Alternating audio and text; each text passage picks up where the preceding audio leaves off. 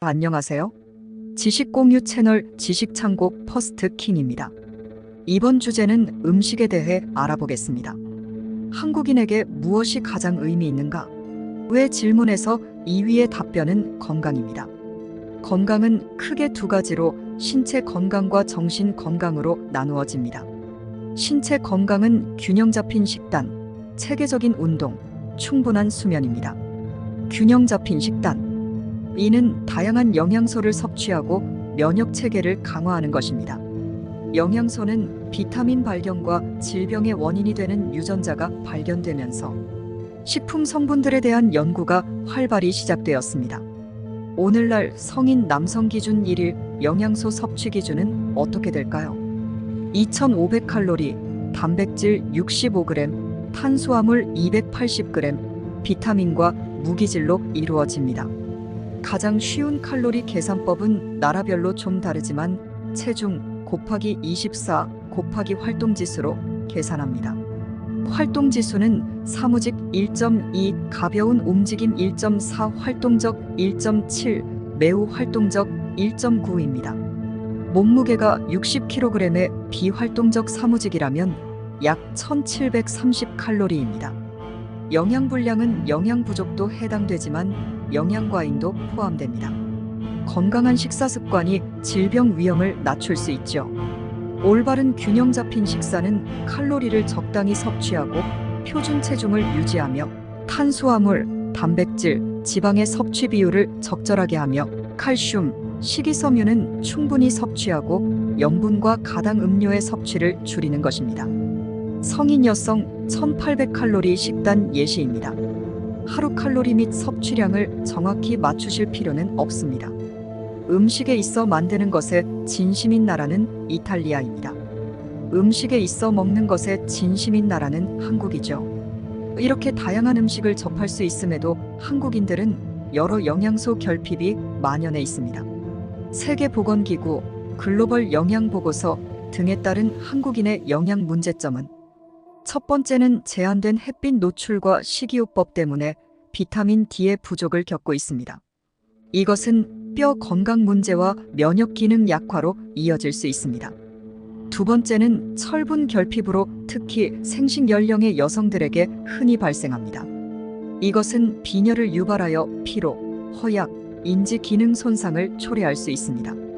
구체적으로 15세에서 49세 사이의 여성 중 13.5%가 빈혈을 앓고 있고 5세 미만의 과체중 어린이의 유병률은 7.3%입니다.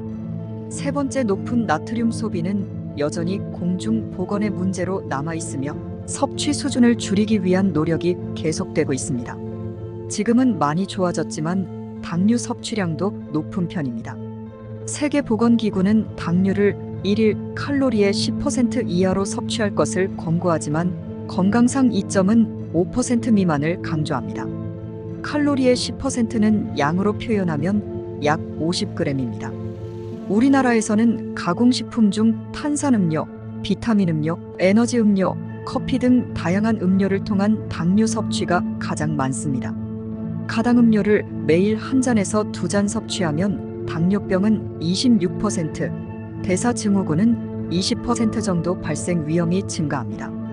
6세에서 29세는 탄산음료, 30세 이상은 커피, 특히 당이 첨가된 믹스커피, 캔커피를 통해 당을 가장 많이 섭취하는 것으로 보고되었습니다. 당분 함량이 높은 가공우유, 탄산음료, 가당커피를 피하고 물을 충분히 마실 것을 권장합니다. 그렇다면 인간의 몸에 제일 좋은 음식은 무엇일까요? 미국 시사 주간지 타임이 선정한 10대 슈퍼푸드는 강력한 효능을 전제로 선정되었습니다. 토마토는 강력한 항산화제로 작용하는 라이코펜이 풍부하게 들어있습니다. 활성산소를 제거하는 작용이 뛰어납니다. 전립선암 및 다른 소화기 암의 위험도를 낮춰준다고 합니다. 시금치는 철분이 풍부하고 엽산 등 비타민 B군에 속한 비타민이 풍부합니다. 흔히 여성의 비타민이라고 부르는 엽산은 아기의 선천적 결손을 예방하고 심혈관 건강을 돕습니다. 게다가 시금치에는 강력한 항산화제인 루테인과 제아잔틴도 풍부하게 들어있어 황반 변성 등 노인성 시력 문제에도 도움을 줄 수 있습니다. 적포도주의 포도 껍질은 우리 몸에 강력한 항산화제 작용 물질이 풍부합니다. 하지만 적포도주가 심혈관 건강에 좋다고 해서 많이 섭취하라는 말은 아닙니다. 와인도 알코올이라 간경화 등 다른 건강상의 문제를 일으킬 수 있으니 적당히 마셔야 합니다.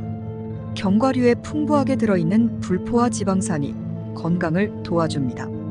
포화 지방이 많은 음식을 불포화 지방이 많은 음식으로 바꾸는 것은 건강에 큰 도움을 줄 수 있어요. 피칸과 호두 등 견과류에 풍부하게 들어있는 엘라그산에는 항암 효능이 있는 것으로 알려져 있습니다. 역시 견과류에 풍부하게 들어있는 비타민 E는 심혈관 건강을 돕는 것으로 알려져 있다고 해요. 견과류에도 단점은 있는데요.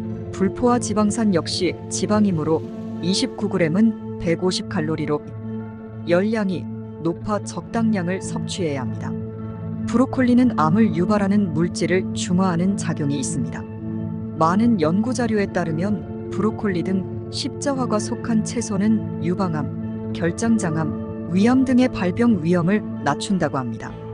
또한 브로콜리에는 건강에 좋은 성분인 베타카로틴, 비타민C, 섬유질도 풍부합니다.